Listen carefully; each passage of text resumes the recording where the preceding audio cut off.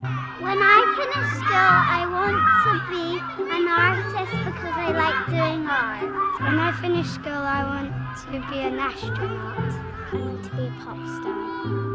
When I finish school, I want to be an actor. I want to be an art teacher. When I finish school, I really want to drive a digger. When I leave school, I want to be a gymnastics performer at Gym Fest. When I finish school, I want to be a scientist.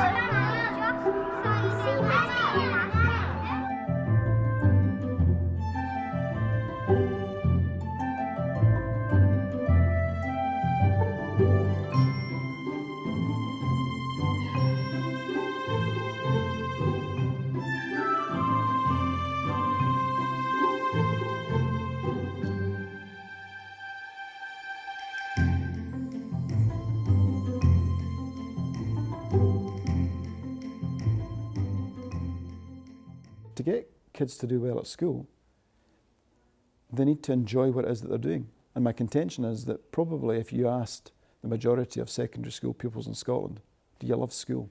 Can you not wait to get in? I think the data on that would show that it's pretty low. Shouldn't be. Definitely it's about this idea of just feeling comfortable with your teacher, and the teacher also feeling comfortable with the class. So there has to be some type of rapport there, a genuine rapport, not a fake type of rapport. And it's not always about being brilliant at a subject, but it's about the way that you engage that pupil to enjoy the subject. And I think maybe it's easier maybe in a subject like drama that I teach to engage pupils because it's, a very active form of learning. It's not that you have to be all singing, all dancing, and like this clown in the front of the classroom, but you need to engage them, and you have to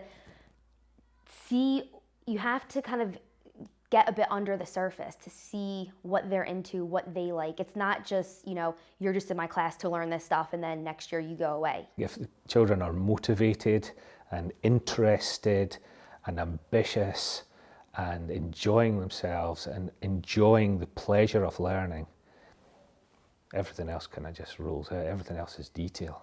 I will take in working professionals into the classroom and work with them and do workshops. We'll also take the kids out of school and take them into theatres, and you'll do workshops within theatres or backstage tours or, an interview with an actor. So you're giving them the kind of understanding that what they're doing in school is not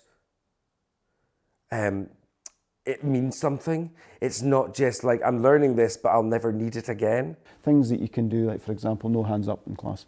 I'll just ask you, what do you think? If we're faced with this problem, if a farmer's crops are dying and it's because of a lack of water, what do you think we could do about that?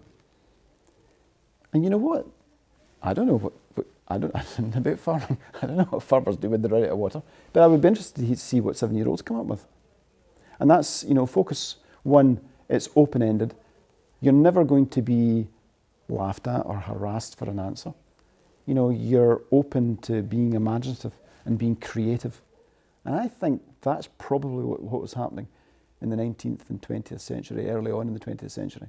I think the innovators and the inventors were probably going through an education that was open-ended, where there was no right answer, and where the brains were allowed to think ahead and to problem solve and to analyse and to strategise. And we're not doing that now because we're obsessed with getting the right answer. And standardised testing, by the way, is absolutely the end result of that. Yeah, a standardised assessment is simply a tool, and it's how the tool is used that becomes the problem. Now, if that tool is used to compile league tables and schools are then expected to behave in certain ways, i.e. raising attainment and being compared with other schools and being shamed publicly when that attainment isn't as good as other schools, that's when it becomes a problem. Now, the government can say that won't happen, but unfortunately it will. Whether it's done by the media or done by the schools themselves or by teachers talking or by parents wanting to know that information, that's just a natural conclusion. We see school websites that put up front the attainment information, and although Scotland doesn't have league tables are still compiled and schools will still say we have performed very well compared to other schools. If teachers or a school are only evaluated by the numbers on the paper, then they're fools if they don't make sure those numbers aren't as high as possible. What does the local authority do? Well, quality improvement officers go in, internal inspection goes up, the head teacher is asked, to make sure that he's doing everything he or she can to ensure that those attainment levels are going up. What does the head teacher do? Gets in touch with the faculty heads or the heads of department, gets in touch with the teachers. This is what we need to drive up standards, we need to drive up attainment. We are getting a lot of new jargon like data rich and things, which are basically nice sounding euphemism. I mean, who doesn't want to be rich? And data sounds dead scientific. But actually what it just really means is that they want lots of testing and lots of results and lots of numbers on paper. You wouldn't be teaching anymore, I think, and that's maybe why a lot of people are disappearing out of the teaching profession, because they're bogged down in paperwork and data and ticking boxes for I'm not sure who. I should think it shows an inherent lack of trust and the micromanagement by people who aren't necessarily educational experts and specialists. I think it's a problem because it encourages bureaucratic approaches, box ticking. If a school is being judged on how many people are achieving those outcomes, then they're going to want to make sure as many people as possible do. And what do teachers do? Well, teachers try to reflect that by focusing very much on passing a test. That becomes schooling. And that's not our job. Our job is to educate. And there's a huge difference between schooling and educating. And in Scotland, at the moment, we're schooling. Well, this is a distinction which has been made for years, and I think that schooling is often seen as a sort of very technical approach, which is about imbibing young people with particular knowledge, training them, if you like, whereas education is often seen as being a much more emancipatory process. So if you educate people, you open up their potential to interact with the world. If you school people, you simply give them the skills to deal with particular narrow situations. Schooling is a narrower concept than education, but of course people who work in education, including myself, tend to say that it's what happens in schools and universities and colleges that matters. But I think we sometimes underestimate the value of informal education. Often we don't educate people, we school them, and we school them for different purposes. We school them to pass exams, we school them so that the school gets good exam pass rates, we school them so that they become well-behaved, docile individuals in the classroom and don't cause behaviour management problems.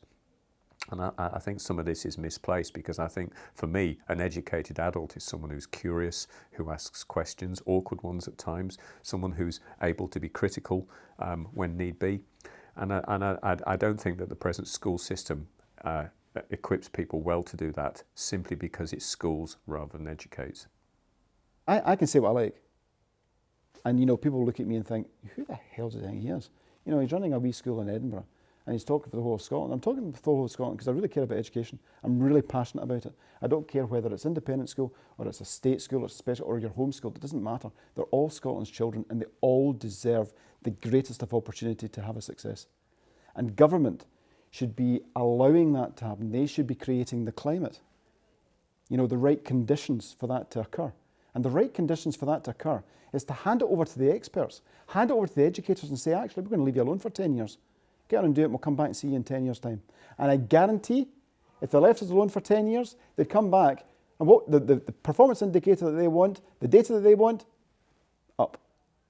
Well, I would disagree with that approach, because I think that a laissez-faire approach has been tried in the past, and what it ends up with is, in some cases, very good outcomes, and in other cases, less good outcomes. And I think there is a happy medium somewhere. I think it's rather a romantic notion, and one that would produce very mixed results. There would be some schools that would respond to the challenge very well, and schools with good leadership would welcome such an opportunity. Other schools, for a variety of reasons, some because they are working in very difficult circumstances, would feel that they weren't getting enough support from the upper levels of the system. Making it a free-for-all would also prevent schools from learning from each other and from sharing expertise.